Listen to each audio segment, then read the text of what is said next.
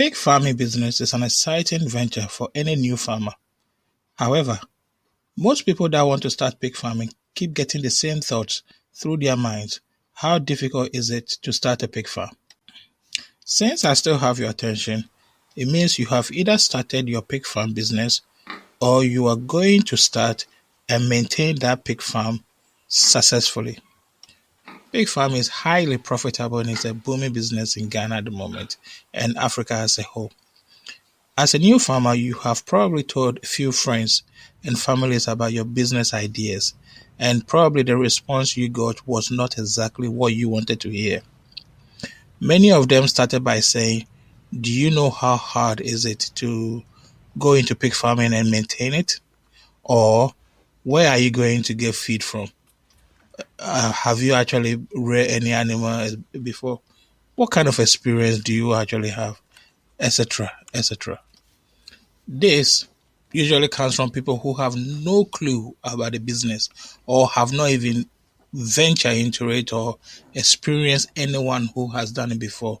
However, they have an opinion and they want to pass it on to you. You need to be mindful of who you speak to when you want to go into business. Some of your friends will even tell you pig farming business is a no-go area. Your pigs are going to die. You cannot afford to manage your own job and manage the farm at the same time. You will not know how or what to do when it comes to vaccines for the pigs. You will be told that the job is stressful and not easy.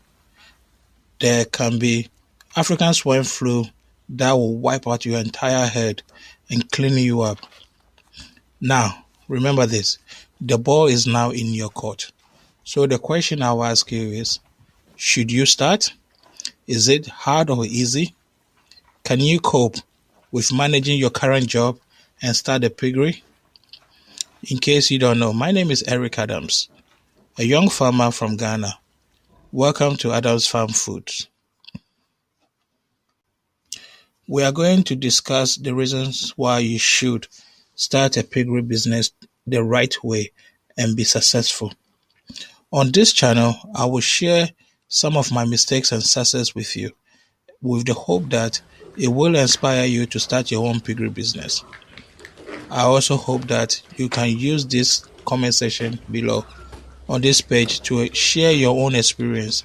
If you intend to start your own farming business, share that with us and how you plan to succeed. If you've already started as well, please do share your experiences. We all want to learn. We all want to be better farmers. Remember, we are a small community and we are here to learn from each other. No one is perfect. Few years ago, I was talking to a friend of mine who happens to own a poultry farm. The conversation came out from nowhere and managed to get me hooked.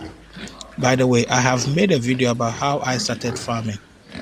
Please go and watch that video once you have finished watching this one. I'm very sure that video will inspire and encourage you to start your own farming venture.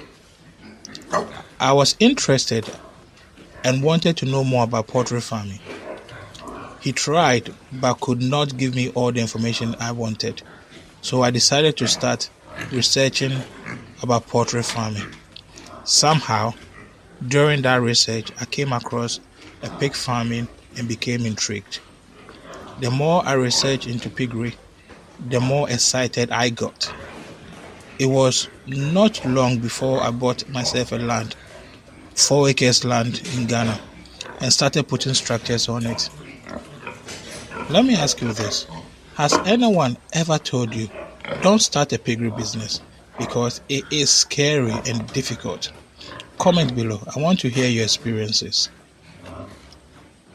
Chances are, if you are here, it means you have either started or are about to start your own piggery business, and someone or something is scaring you off it. Please subscribe to the channel, share and like the video. On this channel, I will try to share my experience and hopefully you can learn something from it and avoid the mistakes that I made and become successful. There are many reasons why pig farming fails. Some of them are poor planning, no experience, and lack of management expertise. But above all, the prices of feed and how to market the end product can be a challenge to some farmers that leads to the farming failing. But you need to remember, just like any other business, you can either fail or succeed. So the question really is, what do you want? Do you want to fail or succeed? Because if you want to succeed, you need to follow other people who have done it, follow their blueprint, follow how they did it, how well they organized their farm, how they structure it, how they went about it, how they manage it to become successful. The number one reason why people fail in pig farming is preparations. You need to think about how much it will cost you to start, where you are going to sell your pigs once they have reached market value. You need to plan and make certain your source of income. At least the money is to sustain you and maintain the farm until you start earning from your pigs. The second reason why people fail is availability. Many farmers start and place the farm in other people's hands without visiting the farm. As a farmer, you need to be there. Even if you're not there, you need to have somebody you can trust, somebody you believe in, to be visiting and watching. Don't trust anyone because you think they know best. You need to have a watchful eye. Whatever they tell you, you need to verify. If they sell you something, you need to make sure what they're selling you is right. If somebody is telling you, I did this, I did that, that's them selling you something. Verify that and confirm and make sure that whatever they are telling you is accurate. Why would you work so hard or even borrow money to start a piggery and then give it to somebody else to look after it without you visiting the farm yourself? A phone call here and there is never enough. You need to visit your own farm. If you cannot make it, get somebody you trust to visit the farm, preferably unannounced. There is a system that I am fond of. Send a mysterious shopper or a visitor to your farm to buy your pigs when they've reached market value and see if the money is turned over to you. If the money is turned over to you regularly, then you know the person you've left in charge is actually doing the right thing. But if they are buying your pigs and the money is not coming to you, then you know you have a problem. The number three reasons why I believe pig farming fails is simply diseases and infection prevention. People do not set up biosecurities on their farms to prevent diseases from coming to the farm. Biosecurity actually refers to measures that is aimed at preventing the introduction and spreading of harmful organisms, for example, viruses or bacteria, to the animals and plants in order to minimize the risk of transmission of the infectious disease. In the agriculture, these measures are aimed at protecting food crops and livestock from pests or invasive species. So with these measures, if you do not put them in place and somebody visits, let's say, a different farm, and then they bring whatever disease that is on that farm to your farm, it may end up wiping away all your livestock. So you need to be very careful of who you invite to your farm, what they are coming to do on your farm, and the measures you have placed in order to stop that infection coming to your farm. Have a proper protocol that clearly states that you cannot visit my farm unless you have done X, Y, and Z. An example is you need to change your shoe, or you need to dip your feet in a foot bath. You need to wear gloves. You need to wear aprons. You need to do something before you can come to my farm. Don't bring your diseases to my farm. The fourth reason why people fail in pig farming is feeding. Feeding alone takes up to 75% of the running cost of a piggery. 75%. Are you feeding the pigs the right food to grow to the right size at the right time, at the right specific period for you to sell them at the right time? Are you going to reduce cost, increasing productivity, and most of all, without letting it affect the growth of the animal? Now, all that I'm trying to say is, are you looking at ways of reducing the cost of feed? For example, do you want to grow your own feed and then mix them?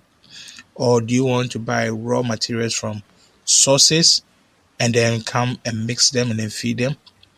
If you're buying it from sources, you need to be very careful because you don't know what they've done to the feed or how they've grown that feed before you're going to buy it. So you need to be careful.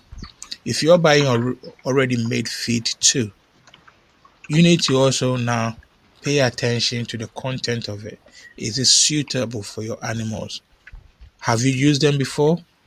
Have you asked anyone who has used them before? Any recommendations?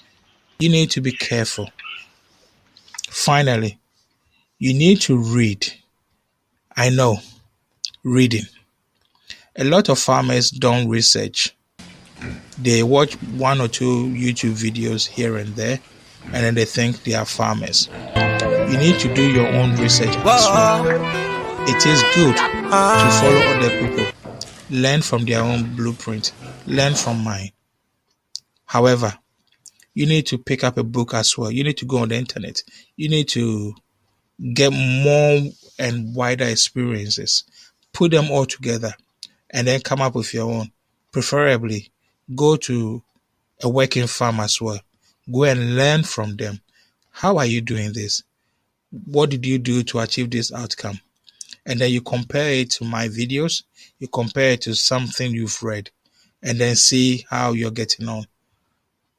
It is nice to know that, look, you've watched this and that video, so you've got the experience. But if you haven't, first time experience, you need to find something. You can employ someone who has reared pigs before, but be mindful. Sometimes it's dangerous to have someone who knows more than you do about your own business. So you need to equip yourself with some knowledge, at least some basic knowledge, so that when you're talking to the farmer or the experienced person, they will think you know the business as well, so that they don't try and lie to you or cheat you here and there. So find that experienced person and be certain that your business is going to the right hand. If you lack that experience, if you don't lack experience and you are knowledgeable enough, then go for it. If you are here for the first time, please do not forget to subscribe, like and share the videos. I'll see you in my next video. Bye bye for now.